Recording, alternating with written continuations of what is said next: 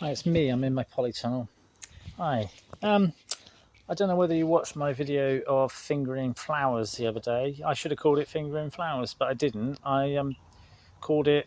You have to pretend to be a bee and do the buzzy thing, and pretend your finger's a bee, and you buzz and you bzz, and you touch the end of the. Look, the petals are falling off. You touch the end of the stamen that have the pollen on, and you just cross-pollinate. Is what I was trying to get at.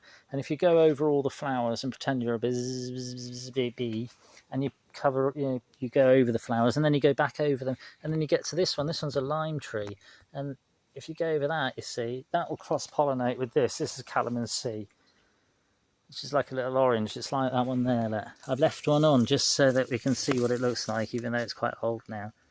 And there we are. That's what it is. But I've got it because of the fact that when they're young and they're green, before they go orange, they're quite sharp and sour and...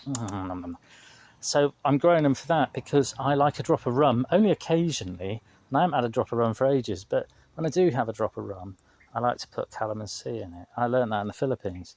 What you do is you just cut the fruit, just cut a slit in it, squeeze the whole thing into your rum, chuck it in, the whole thing, and it's just gives it that bite. And anyway, that's why I grew this calamansi plant. The other one's a kaffir lime, which is the lime leaves you put in a Thai curry. I like Thai curry. These peppers, they're dragon peppers, and they're a Thai pepper. Well, so it says on the packet.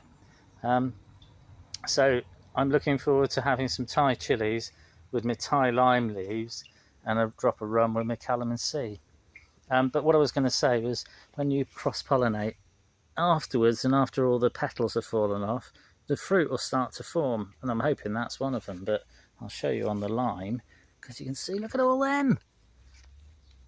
It wasn't me that pollinated them. I was just showing you that if you have lime trees in a house plants, or lemons or orange, anything, and you haven't got any insects coming in and pollinating them, you can just do it with your finger, but you have to do the bee noise. Bzzz. But yeah, when you pollinate them, then you'll get limes. I've got a little cluster of limes there. And these ones underneath here, they're all going to grow into limes, hopefully. So I'm looking forward to that. And these, hopefully, will all grow into calamansi, which are like a little orange mandarin thing. But they're nice. They're nice as that. They taste like a mandarin, I guess. I'm growing the banana plant because I want some bananas.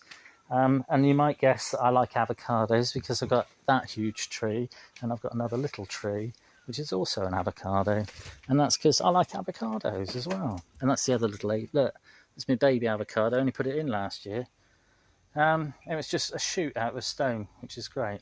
And the other one there is a moringa tree, and it's supposed to be one of the most nutritious plants on earth. It tastes a bit peppery. People make it into tea. It helps if you've got arthritis and things like that. I'm not saying it definitely does, but that's what it says in the book, and if you look it up online. Underneath there's either a melon or a cucumber. I kind of guessed that it was a cucumber. I'm just still hoping that it's a melon. It's got some huge flowers on over here, look. And all the rest of it that's growing around is just weeds that I've just been too lazy to dig up. That's all it is. And there's things like, there's a ladybird. There's loads of ladybirds in here. And there's all these beautiful daisies. And there's thistles. And there's hoverflies everywhere in here. And there's thistles, and there's bindweed, which is the white trumpety flower. And it's called calendula, bindweed is. And it takes over things. It grows around things like this. It wraps around, and then it produces that quite a pretty trumpet flower. And I think it's the same family as as morning glory as well. And if you plant morning glory seeds in with it, it looks ever so pretty. So I'm just pointing that out. Not that you should encourage people to have. I don't know. I like it. See that over there? There's a cricket in there. I'm trying to point to it. There's a stinging nettle here, and it's going to bug me. So I'm going to just. I'm just going to do that. Oosh. You see that? Don't touch them with your hand. They will sting you. It stung me then, but I'm hard me, so I'm used to it. This is oh god, I can never remember the names. I want to say Cascaded. No, I can't pronounce it. Anyway, it's one of them, and it's a type of cricket anyway. It's just jumped across like that there. See, it's a bush cricket, brown bush cricket, I'll say, but it's got a begins with C, I'm sure, name, and it's here to eat whatever it's eating. It's eating lots of stuff, I should think. That's nice. Anyway, it's nice to see one. There's loads of little hoverflies, and these are pollinating hoverflies because you can see them sucking the nectar out of the flowers. But there's also other hoverflies, and the other hoverflies are predatory ones, and they eat insects. So they eat like the green fly and black fly and all different things, along with the ladybirds. They do, and so do the ladybird babies. Oh, there's a caterpillar there on a thistle, so this is nice.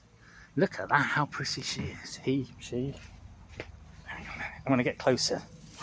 Ouch. Right, here we go. Now look at that. You see how pretty that is? I think that's a hawk moth. It's got to be. It's furry, so I'm not going to touch it, but it is pretty. I was going to obviously do some weeding and get rid of these, but instead I'm going to leave it. So, because that's there. There's a big spider, big orb web spider. There's a snail under there. There's the big cricket I've just seen as well. There's lots going on in here, and that big, beautiful caterpillar. Very pleased with that. I mean, I didn't put it there. It's just there. It's brilliant, though, isn't it? What nature does. There was a spider's web here that had loads of babies in it. I just come in to feed and to make sure it's not too hot in here. The fans go automatically, the pumps go automatically, and everything else is running. It's all doing good. There's a little bit of algae coming back in the beds, although I've cleaned the majority out. But there is a little bit in the mornings. It sort of bubbles up to the surface. It's anything that was floating about in the tank and that sank to the bottom. It kind of, I presume, as it heats up or cools down, it floats to the surface. Anyway, so this is what it looks like in the morning, and a few bugs as well. Hope everyone's well. Nice one. Cheers.